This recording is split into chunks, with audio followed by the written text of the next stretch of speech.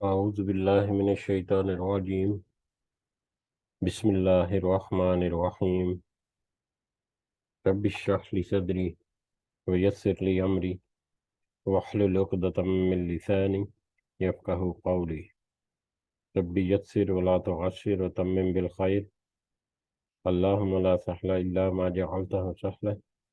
وانت تجعل الحزن اذا شئت سہلا اللہم انفعنا بما علمتنا وعلمنا ما ينفعنا وزدنا علما اللهم صل على محمد وعلى آل محمد كما صليت على إبراهيم وعلى آل إبراهيم إنك حميد مجيد اللهم بارك على محمد وعلى آل محمد كما باركت على إبراهيم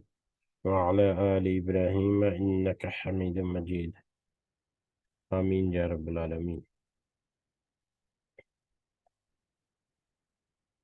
آج ہم انشاءاللہ اللہ کے خاص فضل و کرم سے، اس کی خاص رحمت اور توفیق سے ہم ریاض الصالحین کی جو جلد اول ہے اس کے چیپٹر نمبر 50 نمبر چیپٹر، جس کا عنوان خشیت الہی کا بیان ہے، اس چیپٹر کی حدیث نمبر 11 اور اس والیوم کی، اس ریاض الصالحین والیوم 1 کی حدیث نمبر 407 سے آج ہم اپنے سبق کا آغاز کریں گے اور کچھ احادیث کو سمجھنے کی کوشش کریں گے۔ سب سے پہلے ہم اسی کے حمد اور اسی کا شکر اور اسی کی تعریف کرتے ہیں جس نے ہمیں اس قابل بنایا، جس نے ہمیں یہ وقت اور یہ مہلت عطا فرمائی، جس نے ہمیں یہ سہولیات اور یہ وسائل اور بے شمار نعمتیں عطا فرمائی، اور خاص کر جس نے ہمارے دلوں میں ڈالا کہ ہم اس بابرکت دین کو سمجھنے کی کوشش کریں۔ اللہ تعالیٰ سے دعا ہے کہ اس کوشش میں ہمیں استقامت نصیب فرمائے، اس کے ذریعے سے اللہ تعالیٰ ہمیں صحیح سمجھ کے ساتھ ساتھ اپنی اور اپنے ساتھیوں کی اصلاح کرنے کی توفیق عطا فرمائے، اور دنیا کے ساتھ ساتھ اللہ تعالیٰ خاص کر آخرت کی کامیابی اور آخرت میں اپنا خاص فضل و کرم ہمارے شامل حال رکھے، آمین یا رب العالمین۔ چیپٹر نمبر 50 جیسا کہ ابھی ذکر کیا، اس کا عنوان خشیت الہی، خشیت الہی کا بیان یا باب الخوف۔ خشیت الہی ہم نے پچھلی مجلس میں بھی یاد دہانی کے لیے ذکر کیا تھا کہ اللہ تعالیٰ سے ڈرنا، اللہ تعالیٰ کی پکڑ سے ڈرنا، اس کے عذاب سے ڈرنا، اس کی کسی سخت سزا سے ڈرنا، اور خاص کر اس دنیا میں اور آخرت کی منزل جو ہے اس کو فوکس رکھتے ہوئے، آخرت میں جو حالات ہوں گے، آخرت میں جو ہولناک منظر ہوں گے، آخرت میں جو کیفیات ہوں گی، جس کا اندازہ ہمیں قرآن مجید کی آیات اور بہت ساری احادیث سے ملتا ہے، ان ساری جو ہولناکیاں ہیں، ان ساری جو بہت ہی مطلب خوفناک مناظر جو ہیں جن کا ہمیں اشارہ ملتا ہے اور جن کی طرف تھوڑا سا ہمیں مطلب اس کی ویژولائز کرنے کی ہمیں اندازہ ہوتا ہے کہ احادیث میں بھی اور آیات میں، تو اللہ کی اس وقت کے عذاب سے ڈرنا، خاص کر اس وقت کی پکڑ سے ڈرنا، اس وقت کی کسی بھی سزا یا کسی بھی سختی سے آپ ڈرتے ہوئے اپنے آپ کو اس دنیا میں ہی اپنی مہلت کے اندر ایسے سیدھے راستے پر رکھنا جو کہ اللہ کے بتایا ہوا ہے، نبی کریم صلی اللہ علیہ وسلم کا سمجھایا ہوا ہے، اور وہ راستہ جو ہے وہ آخرت میں جنت کی جو منزل ہے اس کی طرف جاتا ہے، اور اس راستے پر جو چلتا رہے گا وہ یقیناً قیامت کی اور آخرت کی ہولناکیاں جو ہیں یا سختیاں اور جو وہاں پر جو مشکل حالات ہیں ان سے یقیناً اللہ تعالیٰ ان کو نجات دے گا۔ لیکن جو اس دنیا میں اس طرح نہیں کر سکے، اتنے عمل نہیں کر سکے، تو یقیناً ان کا انجام جو ہے ویسا ہی ہے جیسے اللہ تعالیٰ نے حق کے ساتھ ہمیں ذکر کر دیا اور نبی کریم صلی اللہ علیہ وسلم نے ہمیں ایکسپلین کر دیا، اس کی مزید تشریح جو ہے وہ بھی کی، اور پریکٹیکلی بھی کس طرح سے اللہ کا خوف اپنانا ہے، کس طرح سے اللہ سے ڈرنا ہے، کس طرح سے اللہ سے ڈرتے ہوئے نیک اعمال کرنے ہیں، اور برے اعمال جو ہیں ان سے اپنے آپ کو دور رکھنا ہے، نہیں امر بالمعروف اور نہیں انل المنکر، حقوق اللہ، حقوق العباد، اپنے ذاتی معاملات اور معاشرتی معاملات، معاشی معاملات، سارے معاملات میں کس طرح سے اللہ تعالیٰ کو کے خوف یا اللہ تعالیٰ کا جو ڈر ہے اس کی پکڑ کا ڈر اس کو سامنے رکھتے ہوئے، اس کو ذہن میں رکھتے ہوئے اپنی زندگی جو ہے اس کو ایک سیدھے رستے پر ڈھال کر رکھنا، اور اس سارے خوف کے ساتھ ساتھ پھر ایک امید بھی کہ اللہ تعالیٰ سے یہ امید جو ہے وہ وابستہ رکھنا اور یقین کے ساتھ وابستہ رکھنا کہ اگر ہم صحیح نیت کے ساتھ اپنے اس رستے کی طرف گامزن ہیں، اس رستے پر چل رہے ہیں، تو اللہ تعالیٰ یقیناً اس کا اجر جو ہے اچھے انجام کی شکل میں، اچھے بدلے کی شکل میں دے گا۔ تو اسی سلسلہ جو حدیث کا تھا، اس کی باقی جو حدیث ہیں کچھ، ان کو ہم آج کوشش کریں گے انشاءاللہ کہ وہ مکمل کر سکیں۔ جس طرح سے پچھلی مجلس میں ہم نے احادیث پڑھی تھی، اسی طرح سے تقریباً اگلی احادیث بھی ہیں کہ قیامت کے منظر جو ہے وہ کیا ہوگا، کس قدر ہولناکی اور کس قدر اذیت ناک دن ہوگا، لیکن یہ اذیت ناک دن ان لوگوں کے لیے ہوگا جو اس دنیا میں یا تو شرک کرتے رہے یا تو اللہ کے احکامات کی نافرمانی کرتے رہے، جان بوجھ کر استطاعت ہونے کے باوجود اللہ کے جو بتایا ہوا راستہ ہے اس کو چھوڑ کر دنیا کی جو گمراہ کن جو پگڈنڈیاں ہیں ان کے اوپر جنہوں نے اپنے آپ کو ڈالا، تو یقیناً ایسے لوگ جو ہیں ان کا جو ہے سخت ہوگا، اور ایسے ایسے مناظر کی جو منظر کشی کی گئی، ایسے ماحول کی جو احادیث سے ہمیں بہت زیادہ تفصیل میں پتہ چلتا ہے اور آیات سے بھی، تو ان مناظر کو اپنے ذہن میں رکھے انسان تو یقیناً وہ اس کو مدد ملتی ہے کہ وہ ایک ایسے سیدھے رستے پر چلتا رہے جس کو صراط مستقیم کہتے ہیں۔ بہرحال شروع کرتے ہیں آج کا سبق، حدیث نمبر 11 اس چیپٹر کی اور اس والیوم کی حدیث نمبر 407 سے۔ یہ حضرت ابو ذر غفاری رضی اللہ تعالیٰ عنہ سے روایت ہے کہ رسول اللہ صلی اللہ علیہ وسلم نے فرمایا، میں وہ کچھ دیکھتا ہوں جو تم نہیں دیکھتے، میں وہ کچھ دیکھتا ہوں جو تم نہیں دیکھتے، یعنی ایک تو اس کا اشارہ یہ بھی ہے کہ نبی کریم صلی اللہ علیہ وسلم کو معراج کے ذریعے سے جنت اور دوزخ کا منظر جو ہے وہ دکھایا گیا، لیکن اس کا ایک دوسرا جو اشارہ وہ یہ بھی مل سکتا ہے کہ میں وہ کچھ ویژولائز کرتا ہوں جو تم کچھ ویژولائز نہیں کرتے۔ وہ انفارمیشن نبی کریم صلی اللہ علیہ وسلم کی جو معلومات ہیں وہ تو یقیناً ایک بہت ہی اعلیٰ پائے کی اور اللہ تعالیٰ کی ایسی عطا کردہ، اور پھر انہوں نے اپنی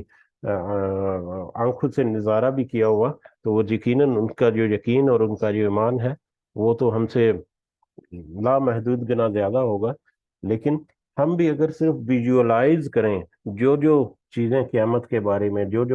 منظر جو ہے قیامت کے بارے میں جن کا ذکر ہمیں احادیث میں اور آیات میں ملتا ہے، تو وہ ویژولائز کریں تو پھر بھی ہم بہت ساری چیزیں ایسی ہیں جن سے ہم آٹومیٹکلی اپنے آپ کو خوف کھا سکتے ہیں، جن کو مطلب کہتے ہیں نا کہ وہ سوچ کر بھی ڈر لگتا ہے، ایسی کوئی سچویشن کو سوچ کر بھی ڈر لگتا ہے، تو یہ ایسی سچویشن جو ہے اس کو ویژولائز کریں تو اس سے بھی اللہ کا خوف جو ہے نا وہ طاری ہو جاتا ہے۔ لیکن ہم شاید اس قدر بھٹک چکے ہیں اللہ کے راستے سے کہ ہم ایسی احادیث کو اور آیات کو بس پڑھتے ہیں، ان کو وقتی طور پر ان کا شاید اثر بھی ہوتا ہو، لیکن اکثر ہم بھول چکے ہوتے ہیں جیسے ہی ہم ایسی مجلس سے یا ایسے ایسی کسی محفل سے اٹھتے ہیں تو اکثر اوقات جو ہے نا ایسی چیزوں کو بھول چکے ہوتے ہیں۔ بہرحال اللہ تعالیٰ سے دعا ہے کہ ہمیں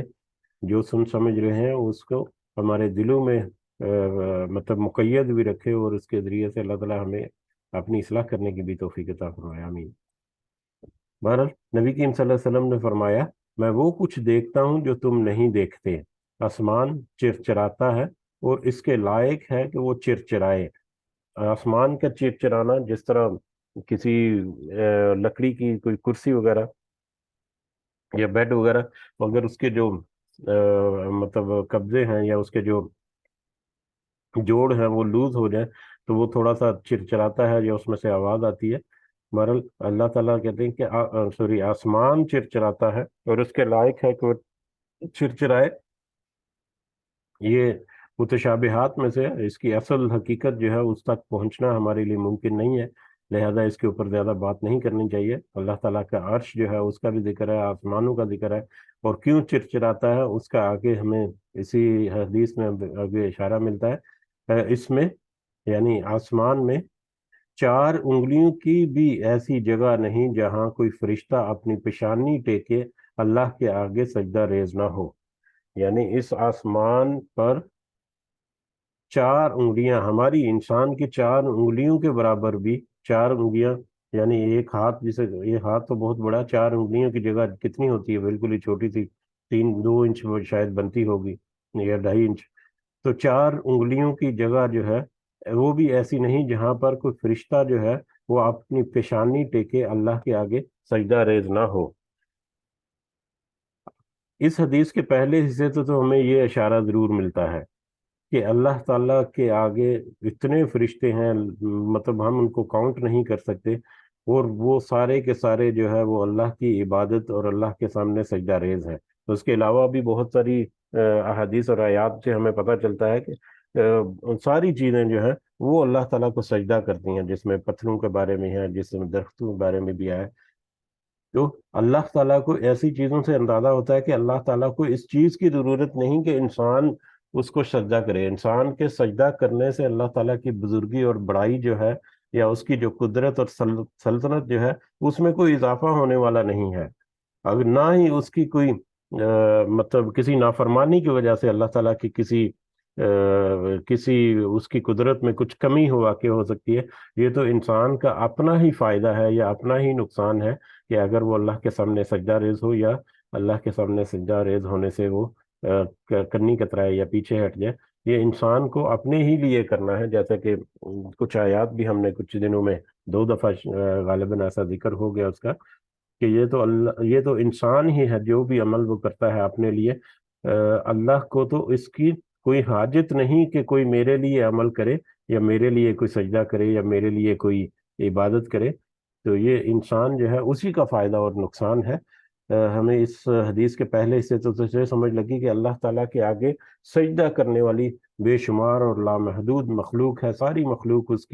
اس کے سامنے سجدہ کرتی ہے۔ صرف انسان کے جسم کے اندر یہ جو میں ہے، کل جو حلقہ تھا اس کا تذکرہ ہوا تھا آیات میں، لیکن اس کو ہم تفصیل سے دوبارہ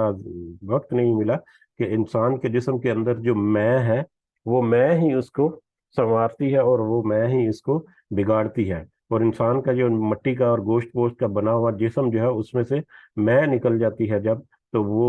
قبر میں اتر کر وہ مٹی میں مٹی مل جاتا ہے، اور یہ میں جو ہے یہ پھر اللہ کے حضور دوبارہ حاضر ہوگا، یقیناً اللہ کے سامنے اپنے سارے اعمال جو اس کے سامنے کھول کر رکھے جائیں گے،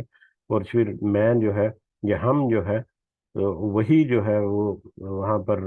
سارا کچھ آگے اعمال بھی بھگتے گا، جیسے جیسے اللہ تعالیٰ کی مشیت ہے۔ تو 4 انگلیوں کے برابر، یعنی کہ اتنی سی بھی جگہ نہیں کہ آسمانوں کے اوپر کہ جہاں پر کوئی فرشتہ یا کسی فرشتے کی پیشانی نہ ہو کہ وہ ٹیکے ہوئے اس کا اللہ تعالیٰ کے آگے سجدہ ریز ہے۔ اللہ کی قسم، اگر تم وہ باتیں جان لو جو میں جانتا ہوں تو تم ہنسو تھوڑا اور رو زیادہ۔ یہ وہی پچھلی ایک حدیث میں بھی ذکر ہوا تھا کہ نبی کریم صلی اللہ علیہ وسلم کو منظر جو ہے وہ جنت کا اور دوزخ کا وہ دکھایا گیا تھا۔ تو یقیناً ایسے منظر جب جو اپنی آنکھوں سے دیکھتا ہے تو اس کا ایک گہرا اثر ہوتا ہے۔ تو نبی کریم صلی اللہ علیہ وسلم کہہ رہے ہیں کہ میں نے ایسے ایسے ہولناک مناظر دیکھے جہنم کے، جن کو اگر تم دیکھ لو یا تم جان لو کہ کیا کیا حالات ہوتے ہیں وہاں پر، تو تم ہنسنا چھوڑ دو اور زیادہ تر اپنی روتے ہی رہو، اور تمہاری حالت کیسی ہو جائے کہ اور تم بستروں پر اپنی عورتوں کے ساتھ لطف اندوز ہونا ترک کر دو۔ یعنی ایک انسان کی ایک ایسی خواہش، ایک ایسی جنسی خواہش جس کے اوپر وہ مطلب ہمیشہ سب سے زیادہ غالب جو خواہشات ہیں انسان کے اوپر، اس میں یہ جنسی خواہش جو ہے وہ بھی آتی ہے۔ تو ایک ایسا منظر وہاں پر ہوگا جہاں پر تمہاری وہ جنسی لذت کی خواہش جو ہے، تم اس کو بھول جاؤ گے، ہنسنا چھوڑ دو گے، اور رونا جو ہے وہ شروع کر دو گے یا روتے رہو گے ہر وقت، اور تم اللہ سے پناہ چاہتے ہوئے جنگل کے راستوں کی طرف نکل جاؤ گے، اور تمہاری کیفیت یہ ہو جائے گی کہ تم اللہ سے پناہ مانگتے ہوئے، پناہ چاہتے ہوئے جنگل کے راستوں پر نکل جاؤ گے. یعنی ایسی ایسی سچویشن ہو جائے گی جیسی کہ تم اس دنیا میں کوئی لطف اٹھانا نہیں چاہتے. اس دنیا کا کوئی فائدہ تمہارے لیے بے معنی ہے، اور صرف آخرت ہی ایک ایسی چیز ہے جس کو تمہیں بچانا ہے، اور اس کو بچانے کے لیے تم اکثر جو ہے ہنسنے کے بجائے روتے رہو گے، اور دنیا کے لطف جو ہے ان کو اٹھانا چھوڑ دو گے، اور دنیا کی آسائشوں کو چھوڑ کر اللہ کی عبادت یا اللہ کی خوشنودی کے لیے تم جنگل میں بھٹکتے رہو گے، کہ کہیں دنیا کی یہ رونائیاں جو ہے تمہیں تمہارے گناہوں میں اضافہ نہ کریں. یہ مطلب اس کی ایکسپلینیشن یا ڈیٹیل یہی ہے کہ، لیکن یہ اس وقت ہے جب تم اس کو صحیح معنوں میں غور و فکر کر کے اس کو پہچان نہ لو. تو جیسا کہ ذکر ہوا کہ ویژولائز کریں، اگر کوئی انسان جو ہے وہ کوشش کرے ان چیزوں کو سمجھنے کی، ان ہولناک مناظر کو سمجھنے کی، تو یقیناً اس کے سامنے بہت سارے منظر ایسے اس کے ذہن میں آ جائیں گے. ذہن میں منظر کشی ہوتی ہے، ہمیں پتہ ہے کہ کوئی ویژولائز کرے تو اس کو ضرور اس کے ذہن میں اتنی ہولناک مناظر جو ہیں وہ آئیں گے جن کا اندازہ ہمیں یہاں سے ملتا ہے. اسی طرح سے اگلی حدیث جو ہے، حدیث نمبر 408، یہ حضرت ابو برزہ سے ہے. حضرت ابو برزہ نزلہ بن عبید رضی اللہ تعالیٰ عنہ یہ روایت کرتے ہیں کہ رسول اللہ صلی اللہ علیہ وسلم نے فرمایا، قیامت والے دن کسی بندے کے قدم نہیں ہٹیں گے. قیامت والے دن کسی بندے کے قدم نہیں ہٹیں گے، یعنی بارگاہ الہی سے جانے کی اجازت نہیں ہوگی یہاں تک کہ اس سے 5 چیزوں کی بابت نہ پوچھ لیا جائے. قیامت کے روز بارگاہ الہی میں جب حاضر ہوں گے تو وہاں پر کسی کو کوئی ہمت نہیں ہوگی یا کسی کو کوئی اجازت نہیں ہوگی کہ وہاں پر اپنا حساب کتاب مکمل کیے بغیر یا اپنا نامہ اعمال جو ہے اس کے مطابق اپنا جو بھی اس کو جزا اور سزا ہے اس کا فیصلہ جو ہے وہ بغیر وہ وہاں سے ہٹ سکے. تو اس وقت تک اس کو اجازت نہیں ملے گی یہاں تک کہ اس سے 5 چیزوں کی بابت پوچھ نہ لیا جائے. وہ 5 چیزیں کون سی ہیں؟ نمبر 1، اس کی عمر کے متعلق کہ اس نے اسے کن کاموں میں ختم کیا. عمر، اس کے دن رات، اس کے اوقات جو ہے، کتنا اس نے وقت گزارا اس دنیا کے اوپر، اور اس وقت کو اس نے کن کن کاموں کے لیے صرف کیا، کن کن کاموں کے لیے اس وقت کو اس نے استعمال کیا. یہ زندگی جس کے بارے میں جگہ جگہ پر قرآن مجید کے آیات ہم پڑھ رہے ہیں کہ اللہ تعالیٰ ہی پانی کے بے قدر نطفے سے اس انسان کو پیدا کیا، پھر رحم مادر میں اس کو ایک حفاظت کی جگہ پر رکھتے ہوئے اس کو زندگی عطا کی، اور پھر جب وہ پیدا ہوا تو اپنے ماں باپ کے مرہون منت رہا. اللہ تعالیٰ کی خاص فضل و کرم سے پھر اللہ کی اس کی زندگی کی حفاظت جو ہے اس کی موت کے وقت تک وہ اللہ تعالیٰ کے ذمہ، کہ اللہ تعالیٰ نے اس کی زندگی کی حفاظت کی. وہ بڑا بڑا ہوا، اس نے اپنے طاقت حاصل کی، وسائل حاصل کیا، علم حاصل کیا، اور مطلب اپنے معاشرے میں ایک مقام حاصل کیا. معاشرے میں شادی کے بعد جب دیگر بہن بھائیوں میں یہ ایک مقام اور مرتبہ حاصل کیا، تو یہ ساری چیزیں جو اس نے عمر بھر اپنی کمائی یا تو اس نے کہاں پر خرچ کی، یہ عمر جو ہے، عمر کا زیادہ حصہ جو ہے وہ کہاں پر اس نے خرچ کیا، اس کا سارا حساب جو ہے اس سے پوچھا جائے گا. بہت لمبی اس کی وضاحت ہو سکتی ہے، ہمیں اندازہ تو ہو گیا ہوگا اس کا. اس دوسرا پوائنٹ جو ہے اس کے علم کے مطابق کہ اس نے کن چیزوں میں خرچ کیا. اللہ تعالیٰ نے اس کو عقل و شعور دیا، اس کو سوچ سمجھ رکھنے کی طاقت اور یہ جو صلاحیت ہے وہ اللہ تعالیٰ نے عطا کی. ہر معاملے میں ہر انسان جو ہے اس کے پاس کچھ نہ کچھ علم ہے. کوئی یہ نہیں کہہ سکتا کہ میں کیونکہ ان پڑھ ہوں اور میں نے کوئی کالج میں یا یونیورسٹی میں کوئی گریجویشن پی ایچ ڈی نہیں کیا ہوا لہذا میں پڑھا لکھا نہیں ہوں. ہر بندہ جو ہے وہ کسی نہ کسی لحاظ سے کچھ نہ کچھ علم ضرور رکھتا ہے. ایون کہ ان پڑھ سے ان پڑھ بندہ جو ہے، جو کہ انگوٹھا چھاپتا ہے اور جس کو اپنا سگنیچر کرنا نہیں آتا، اس کو بھی اگر 100,000 5,000 5 لاکھ بلکہ کروڑ روپیہ بھی دیں تو وہ اس کو گن لے گا. تو اس میں اس کا علم، پیسے گننے میں تو اس کا علم ہوگا سارا، لیکن یہ کیسے ہو سکتا ہے کہ دوسرے معاملوں میں. اور اس کے علاوہ بھی ہر انسان کو اس کی استطاعت کے مطابق جو بھی اس کے پاس علم ہے، جو بھی اس کے پاس معلومات ہے، اس کو دوسروں تک پہنچانا، اور خاص کر نفع بخش علم حاصل کرنا جو ہے، اور نفع بخش علم جو ہے وہ سب سے بڑا نفع بخش علم جو ہے وہ دین کی تعلیم ہے، اور دین کے بارے میں سمجھ بوجھ رکھنا جو ہے یہی ہے۔ اور جب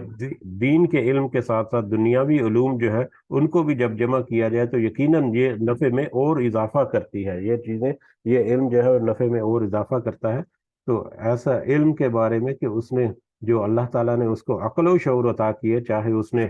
مزید اس کو نکھارا اپنے معاشرے میں اپنی زندگی کے دوران، کوئی ڈگریاں حاصل کر کے مدرسے میں جا کے، اسکول یونیورسٹی میں جا کر اس نے اس کو جتنا بھی پالش کر لیا، اس نے اگر اس کو پالش نہیں بھی کیا تو اس کے پاس جو منیمم جو علم اور عقل و شعور ہے اس کو اس نے کیسے کاموں میں خرچ کیا۔ کسی کے پاس کوئی بصیرت ہے، کوئی بڑا اچھا وہ دوربین ہے، دوربینی کے ساتھ وہ مشاہدہ کرتا ہے اور چیزوں کو پرکھتا ہے، اس کے پاس کوئی مشورہ لینے کے لیے آ جائے تو اس کو اچھا مشورہ دینا جو ہے وہ بھی صدقہ کر سکتا ہے۔ یہ بھی اللہ تعالیٰ کی خاص صلاحیت جو اللہ تعالیٰ نے اسے عطا کی۔ تو بہرحال علم کو اس نے کن کن چیزوں میں خرچ کیا، کن کن راستوں پر خرچ کیا، کس کس جگہ پر اس نے کیسے کیسے استعمال کیا، کیسے اس نے فائدہ اٹھایا علم سے، دنیا کا فائدہ اٹھاتا رہا یا آخرت کا بھی کچھ اس میں کمایا اس نے۔ تو اس کے مال کے بارے میں پوچھا جائے گا کہ اس نے کہاں سے کمایا اور کہاں سے خرچ کیا، مال کے سورس اور source of income and expenses of income, یعنی آپ نے کہاں سے کمایا، حلال طریقے سے کمایا، مطلب کسی کے ساتھ کوئی بے ایمانی یا زیادتی نہیں کی، ہر لحاظ سے پاک اور صاف تھا، نہ صرف حلال تھا بلکہ طیب تھا، پاک بھی تھا۔ تو حلال اور پاک مال کمایا، یا کہ حرام اور نجس اور ناپاک مال جو ہے وہ کمایا، اور اس کو کہاں پر خرچ کیا، کہاں پر اس کو صدقہ کیا، کیا دنیا کے معاملات میں اور دنیا کے رسم و رواج میں ہی خرچ کر دیا، فضول خرچ کر دیا ایسے ہی چیزوں میں، یا کسی اللہ کے راستے میں بھی خرچ کیا، کہیں کسی کو صدقہ بھی دیا، کسی سفید پوش کو بھی ٹٹول کر اس کی زندگی کو بہتر بنانے کی کوشش کی۔ تو یہ ساری چیزیں جو ہے مال کے بارے میں کہ کس نے کہاں سے کمایا اور کہاں خرچ کیا، یہ چار چیزیں ہو گئی۔ سب سے پہلا کیا تھا عمر، دوسرا علم، تیسرا جو ہے مال کہاں سے کمایا، چوتھا مال کہاں پر خرچ کیا، اور پانچواں جو ہے اور اس کے جسم کے بارے میں کہ کن چیزوں میں اس نے اسے بوسیدہ کیا یا کھپا دیا، یعنی اللہ تعالیٰ نے اسے جو جسم دیا تھا، یہ جو جسم دنیا کا مٹی کا گوشت پوشت کا بنا ہوا ہے، انسان اپنی عقل کے مطابق اپنے جو اختیار ہے جو اللہ تعالیٰ کا دیا ہوا ہے اس کو استعمال کرتے ہوئے اس جسم کو استعمال میں لاتا ہے۔ جیسے ابھی بھی ذکر ہوا تھا کہ میں، اس جسم کے اندر جو میں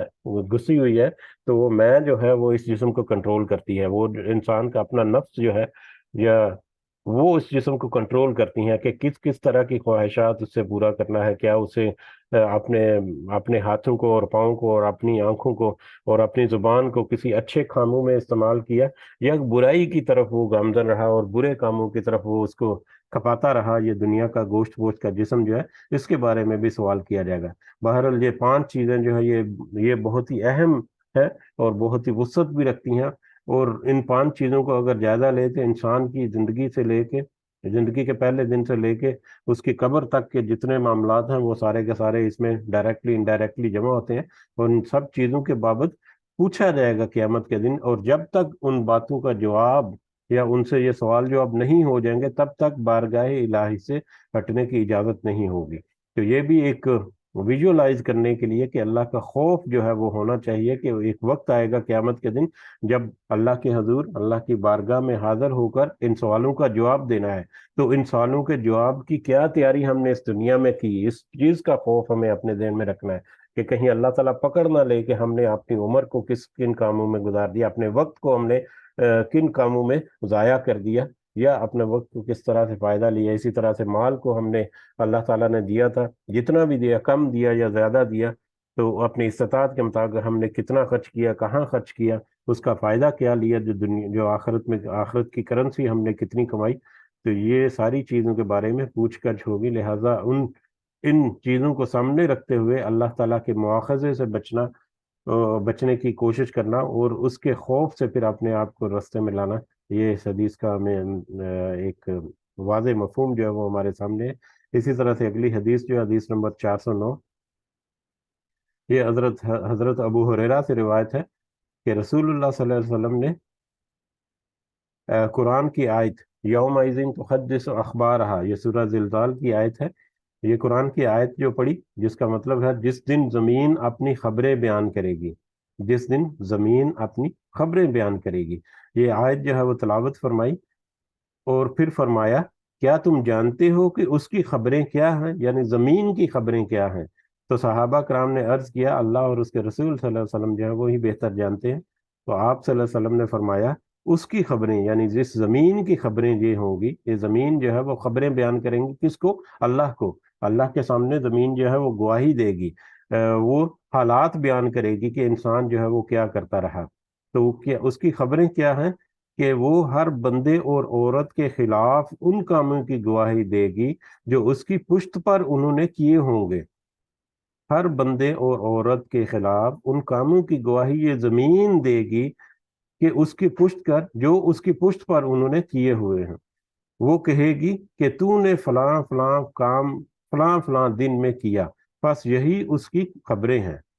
اس زمین کی خبریں، یعنی زمین جو ہے یہ بھی انسان کے بارے میں گواہی دے گی اللہ کے بارگاہ میں۔ اور ہم جو کچھ بھی اس دنیا میں عمل کرتے ہیں، چاہے اچھا کرتے ہیں یا برا کرتے ہیں، چاہے وہ چھپ کر کرتے ہیں یا ظاہری کرتے ہیں، چاہے وہ کسی کو ریاکاری کے لیے کرتے ہیں یا صحیح معنوں میں اپنی خالص نیت کے ساتھ وہ کرتے ہیں کسی کے اصلاح کرنے کے لیے، تو یہ ساری چیزیں چاہے وہ ظاہری ہیں یا باطنی ہیں، اس نہ کچھ کا عمل جو ہے اس زمین کے اوپر ہی رہتے ہوئے انسان نے کیا۔ اس زمین کے اوپر ہی جتنی زندگی ہے، تو اسی زندگی کا حساب جو ہے قیامت کے دن ہوگا۔ تو جہاں تک انسان کے اپنے اعضاء وہ اس کے خلاف گواہی دیں گے، اس کے سامنے نامہ اعمال جو ہے اس کا ریٹن ایویڈنس یا پروف کے طور پر اس کے سامنے رکھ دیا جائے گا، جہاں پر نبی جو ہے یا رسول جو ہے وہ وہاں پر گواہی دیں گے کہ ہم نے تو تیرا پیغام جو ہے وہ پہنچا دیا،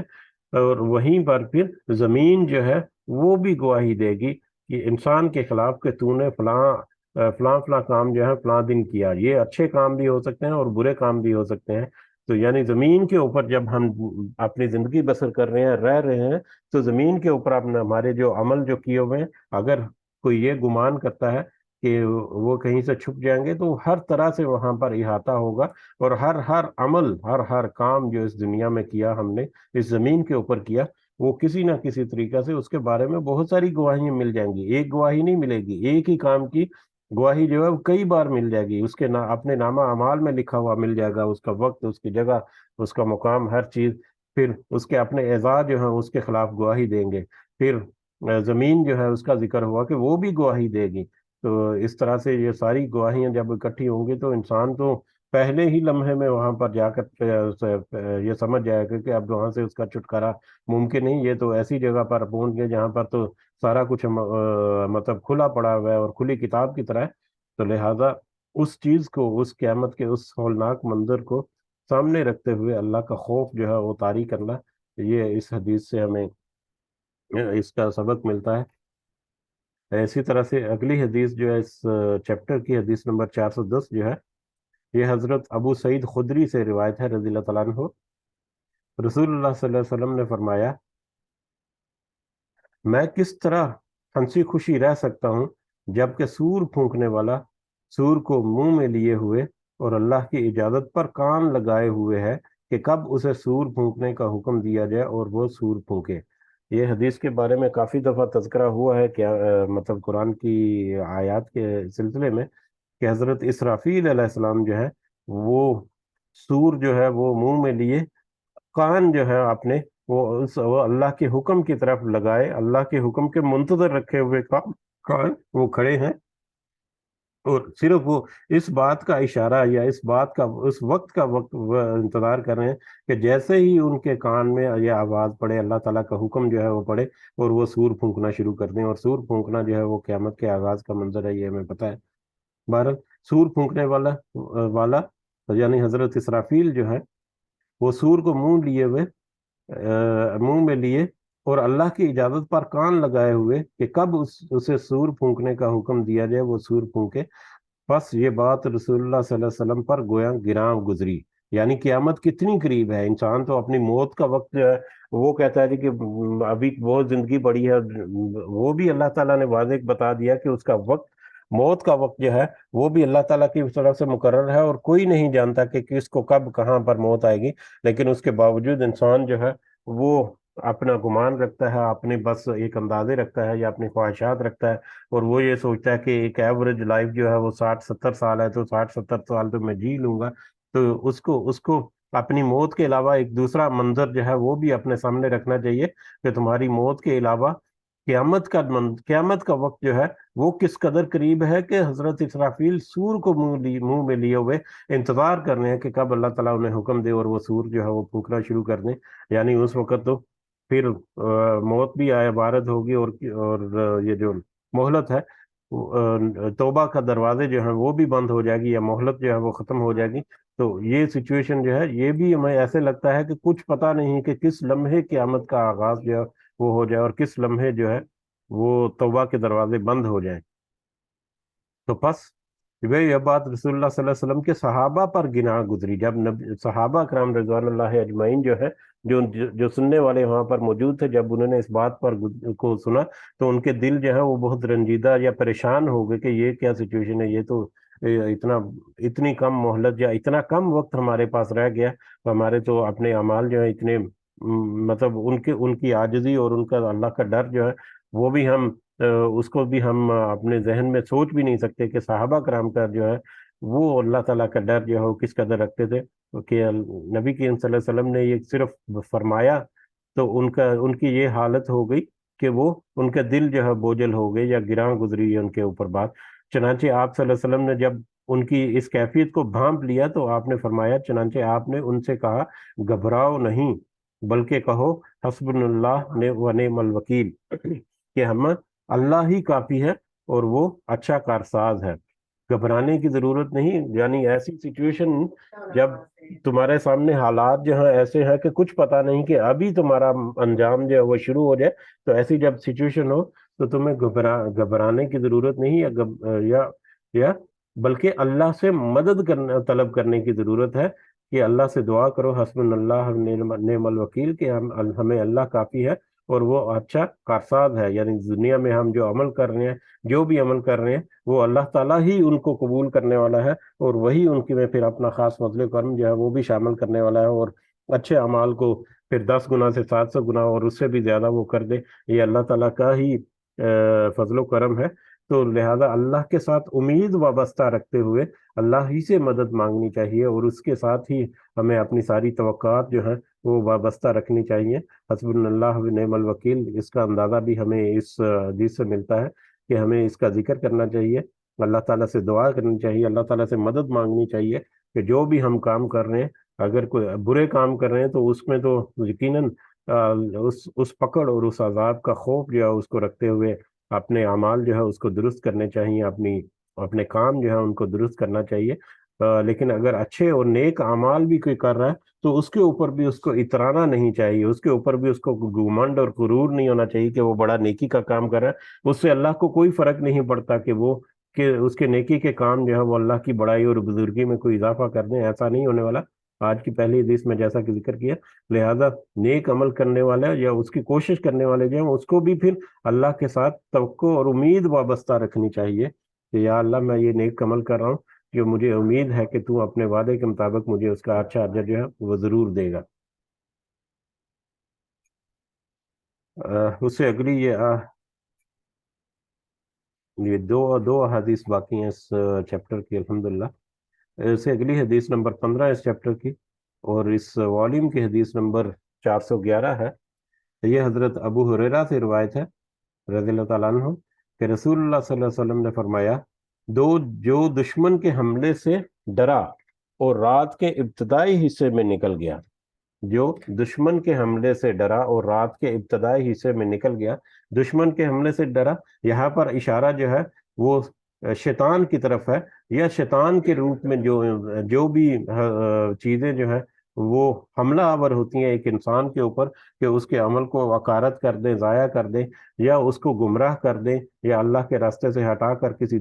دوسری کسی پگڈنڈی میں ڈال دیں جس میں وہ دنیا کی روونائیوں میں کھویا رہے۔ تو یہ دشمن کا حملہ جو ہے یہ در حقیقت شیطان کے حملے کی طرف یہاں پر اشارہ ہے، کہ جو شیطان کے حملے سے ڈر گیا، یعنی شیطان کے حملے کو پہچان کر اس سے اس نے اپنے آپ کو بچا لیا اور رات کے ابتدائی حصے میں نکل گیا، یعنی جتنی جلدی اس نے شیطان کے اس حملے کو یا اس وسوسے کو پہچان کر اس کو پسپا کر دیا اور اس سے نکل کر اس چنگل سے نکل کر اپنے آپ کو سیدھے رستے پر ڈال دیا، جتنی جلدی یعنی رات کا ابتدائی حصہ، یعنی جتنی جلدی اس نے اس شیطان سے اپنا پیچھا چھڑا لیا اور جو رات کی ابتدا میں ہی نکل گیا، یعنی جو جتنی جلدی اس جال سے نکل گیا شیطان کے بچائے ہوئے سے، وہ منزل کو پہنچ گیا۔ وہ منزل کو یعنی وہ منزل کون سی ہے؟ صراط مستقیم پر چلتا ہوا ہے ایک انسان جو ہے وہ صراط مستقیم پر چل رہا ہے، شیطان نے اس کے اوپر حملہ کیا، جو جتنی جلدی اس حملے سے بچاؤ کر کے اپنے آپ کو واپس اپنی اس منزل کی طرف رواں دواں ہو جائے گا تو وہ تو یقیناً منزل کی طرف پہنچ ہی جائے گا، اور یہ منزل جو ہے یقیناً ایک اچھا انجام کے منزل جو ہے وہ بتا رہے ہیں جنت کا۔ اچھی طرح سے سن لو، یہ اچھی طرح سے ذہن نشین کرنا ہے۔ اب یہ پہلا جو حدیث کا حصہ ہے اس میں تو اشارہ ملتا ہے کہ صراط مستقیم پر چلتے رہنے میں کچھ آزمائشیں جو ہیں وہ بھی آ سکتی ہیں، کچھ تکلیفیں یا کچھ مصیبتیں جو ہے ان کو بھی برداشت کرنا پڑ سکتا ہے، کچھ کمپرومائز کرنا پڑے گا، کچھ تکلیفیں جو وہ برداشت کرنی پڑیں گی۔ جو دشمن کے حملے سے مراد یہاں پر شیطان کے وسوسے جو ہیں وہ بھی بہت غالب ہیں، اور شیطان کے وسوسے ہی انسان کو در حقیقت اس رستے سے روکتے ہیں، اس صراط مستقیم سے روک کر دنیا کی دوسری پگڈنڈیاں جو ان کے اوپر ڈال دیتے ہیں۔ تو جو اس چیلنج کو قبول کر لے وہ اپنی منزل کو یقیناً پہنچ گیا۔ اور اس کا اگلا حصہ اچھی طرح سے سن لو، اللہ کا سودا گراں قیمت ہے۔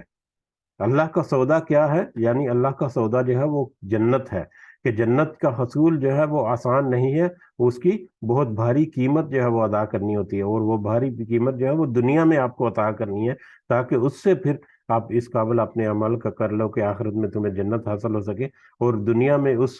سودے کو حاصل کرنے کے لیے، اس جنت میں حاصل کرنے کے لیے شیطان کے وسوسوں سے بچ کر کچھ بہت سارے کمپرومائز کر کے، بہت ساری جگہوں پر اپنے آپ کو نیچا دکھا کر، بہت ساری جگہوں پر دوسروں کو معاف کر کے، بہت ساری جگہوں پر منافع جو ہے مطلب اس کو کم کر کے، اس میں پاکیزگی اور حلال رزق جو ہے وہ کما کر، بہت ساری چیزیں ایسی ہیں کہ یہ وہ منزل جو ہے وہ اس طرح سے پائی جا سکتی ہے۔ دنیا کی رونائیوں میں کھوئے ہوتے اگر کہے کہ دنیا میں مجھے بڑی مال و دولت ملی تو اللہ مجھ سے خوش ہے، جیسے کہ مشرکین کا اور کافر لوگ ہیں ان کا ایک رویہ اور عقیدہ رہا ہے کہ اللہ تعالیٰ ہم سے بہت خوش ہے دنیا میں، تو آخرت میں بھی اللہ تعالیٰ ہمیں یہ نوازے گا۔ تو یہ معاملہ جو ہے یہ چلنے والا نہیں، تمہیں دنیا میں تگ و دو کرنی پڑے گی، محنت کرنی پڑے گی، کمپرومائز کرنے پڑیں گے، کچھ نقصان برداشت کرنے پڑیں گے۔ یہ بہت قیمتی منزل ہے جس کو تم پانے کے لیے، یعنی اس منزل کو پانے کی قیمت جو ہے وہ دنیا میں تمہیں چکانی ہے مختلف طریقوں سے۔ خبردار، اللہ کا سودا جنت ہے۔ اللہ کا سودا جس کی ابھی یہاں پر ذکر ہو رہا تھا وہ جنت ہے، اور جنت کو حاصل کرنے کے لیے دنیا میں تمہیں اس کی قیمت جو ہے وہ چکانی پڑے گی، اور دنیا میں کیا قیمت ہے اس کی طرف ہم نے اشارہ کر لیا۔ اسی طرح سے اگلی جو حدیث ہے، حدیث نمبر 416 ہے اس چیپٹر کی، حدیث نمبر 16 ہے اس چیپٹر کی، اور 412 نمبر حدیث ہے اس والیوم کی۔ حضرت عائشہ رضی اللہ تعالیٰ عنہا سے روایت ہے کہ میں نے رسول اللہ صلی اللہ علیہ وسلم کو فرماتے ہوئے سنا کہ قیامت والے دن لوگ ننگے پاؤں، ننگے بدن اور غیر مختون، بغیر ختنے کے اکٹھے کیے جائیں گے۔ قیامت والے دن ننگے بدن جو ہے سارے انسانوں کو اکٹھا کیا جائے گا یوم محشر میں۔ حضرت عائشہ رضی اللہ تعالیٰ عنہ فرماتی ہیں کہ میں نے عرض کیا یا رسول اللہ صلی اللہ علیہ وسلم، وہاں تو مرد اور عورتیں اکٹھے ہوں گے، یعنی ننگے جسم وہاں پر اکٹھے ہوں گے، اور مرد اور عورت دونوں اکٹھے ہوں گے وہاں پر۔ تو بڑی حیرت سے انہوں نے پوچھا، حضرت عائشہ نے نبی کریم صلی اللہ علیہ وسلم سے پوچھا، تو نبی کریم صلی اللہ علیہ وسلم نے کہا وہ ایک دوسرے یعنی حضرت عائشہ نے کہا کہ وہ تو ایک دوسرے کو دیکھیں گے وہاں پر۔ تو آپ صلی اللہ علیہ وسلم نے فرمایا، ارشاد فرمایا، معاملہ اس سے کہیں زیادہ سخت ہوگا، معاملہ اس سے کہیں زیادہ سخت ہوگا۔ اور دوسری روایت میں اسی طرح سے ہے، یعنی موقف حساب کی ہولناکی اور شدت ایک دوسرے کی طرف دیکھنے کی مہلت ہی نہیں دے گی۔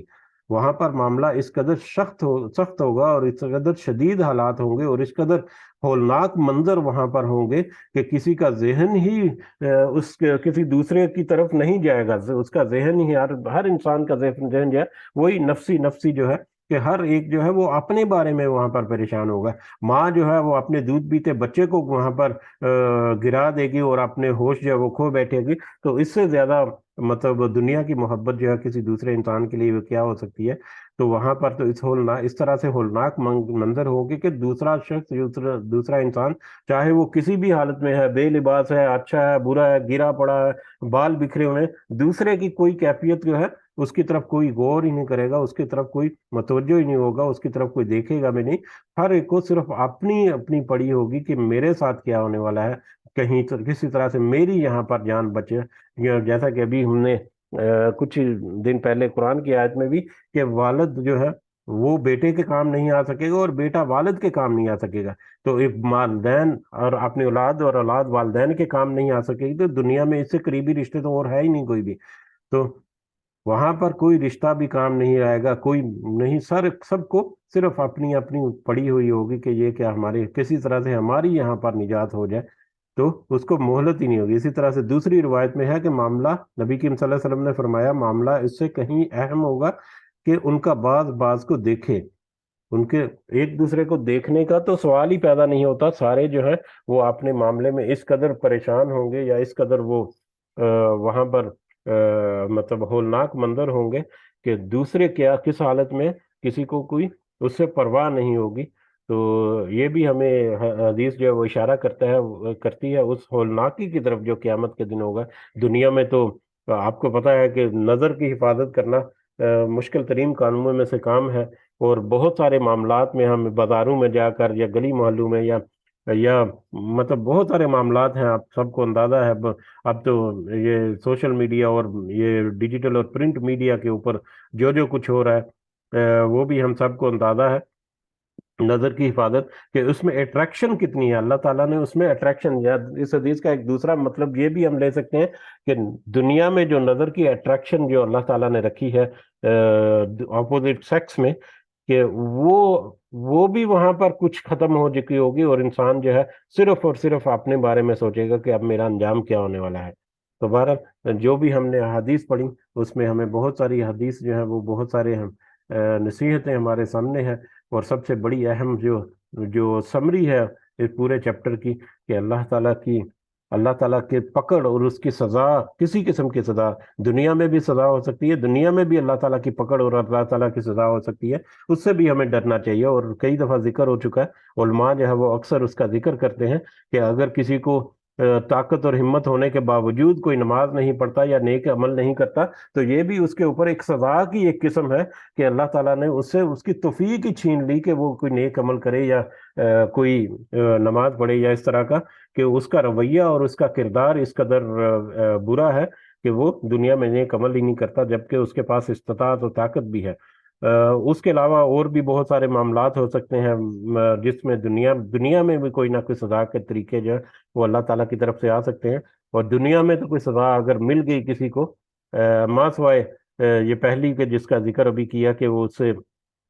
اس سے تو نیک کام کرنے کا یا نماز پڑھنے کا مطلب سلب کر لیا جائے، کہ اللہ تعالیٰ کہے کہ ٹھیک ہے تم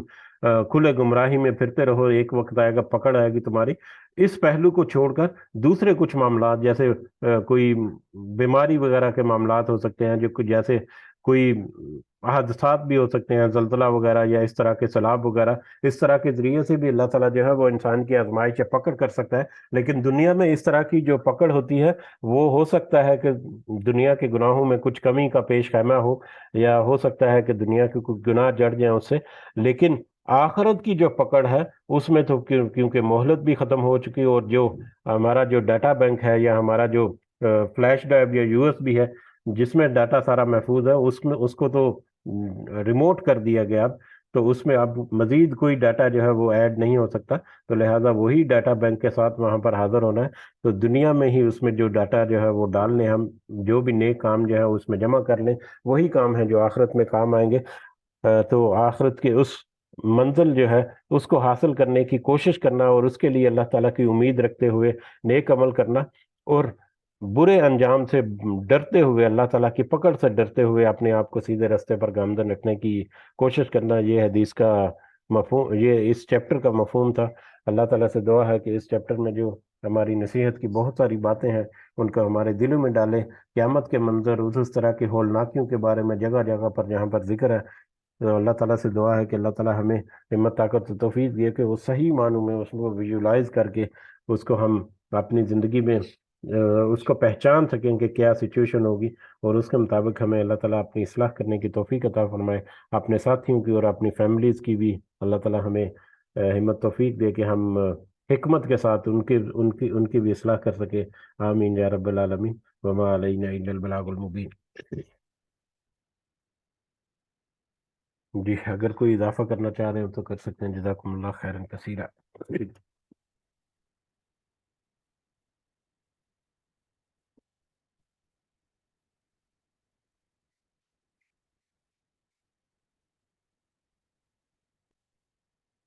جی بڑھتے ہیں مجلس کے اختتام کی طرف، اس دعا کے ساتھ کہ اللہ تعالیٰ ہمارا حامی و ناصر ہو، ہمارے جتنے معاملات ہیں، جتنے پریشانیاں ہیں، جتنے مسائل ہیں، مشکلات ہیں، جس بھی طرح کی مشکلات ہیں، اللہ تعالیٰ ہماری نیک جائز حاجات اور خواہشات کو پورا کرے اور ہماری مشکلات کو ہمارے لیے آسان کر دے، اور اپنی خاص مدد اور فضل و کرم ہمارے شامل حال کرے۔ ہمارے والدین کو اللہ تعالیٰ صحت سے بھرپور زندگی عطا فرمائے، ان کو اور ہمیں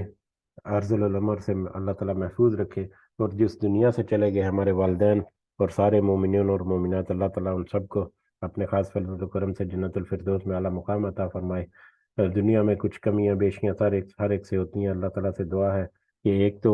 جانے انجانے میں کوئی ایسی بات اگر ہے کسی میں تو اس کو پہچان کر اصلاح کرنے کی توفیق عطا فرمائے، اور اس میں پھر اپنے خاص فضل و کرم سے اس کو درگزر فرما کر ہمارے نامہ اعمال سے اس کو ڈیلیٹ بھی کر دے اللہ تعالیٰ اس دنیا میں ہی۔ ربنا آتنا في الدنيا حسنة وفي الآخرة حسنة وقنا عذاب النار، ربنا ظلمنا أنفسنا وإن لم تغفر لنا وترحمنا لنكونن من الخاسرين، رب ارحمهما كما ربياني صغيرا، رب ارحمهما كما ربياني صغيرا، رب ارحمهما كما ربياني صغيرا، ربنا تقبل منا إنك أنت السميع العليم وتب علينا إنك أنت التواب الرحيم، سبحان ربك رب العزة عما يصفون وسلام على المرسلين والحمد لله رب العالمين، سبحانك اللهم وبحمدك أشهد أن لا إله إلا أنت أستغفرك وأتوب إليك، جزاكم الله خيرا كثيرا، السلام علیکم ورحمۃ اللہ وبرکاتہ۔